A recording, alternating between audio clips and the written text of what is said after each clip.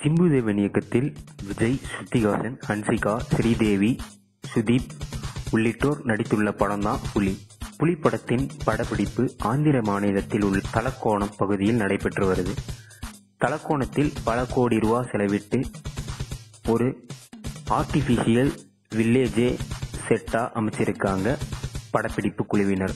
தலக்கோணத்தில் இருக்கும் காட்டுப்பகுதியில் கிராமம் போன்று ஒரு செட் அமைத்து படப்பிடிப்பு நடத்திக்கிட்டு வந்துகிட்டு இருக்காங்க. அங்கு படப்பிடிப்பு நடந்தபோது விஜய் மற்றும் படக்குழுவினர் திருப்பதி தங்கியிருந்தாங்க.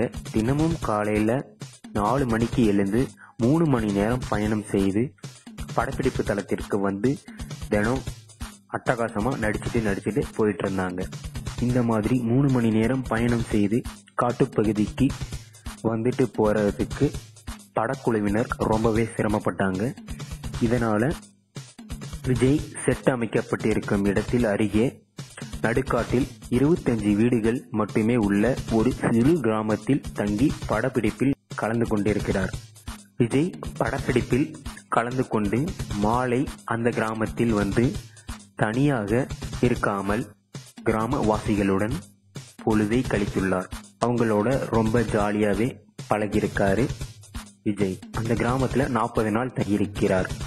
விஜய் தங்களோடு தங்கிய 40 நாட்களுமே எங்களுக்கு தீபாவளி தாங்க அப்படின்னு மகிழ்ச்சியா அந்த கிராமவாசிகள் தெரிவிச்சிருக்காங்க. விஜய் போன்ற பெரிய ஸ்டார் தங்களுடன் தங்கியதை அந்த கிராமவாசிகள் பெருமையாவே நினைக்கிறாங்க அப்படின்னு தெரிவிச்சிருக்காங்க.